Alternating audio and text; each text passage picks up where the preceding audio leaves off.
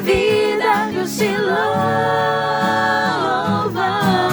Assim eu te contemplo no santuário para ver tua força, porque a tua graça é melhor do que a vida. Os teus lábios te louvam,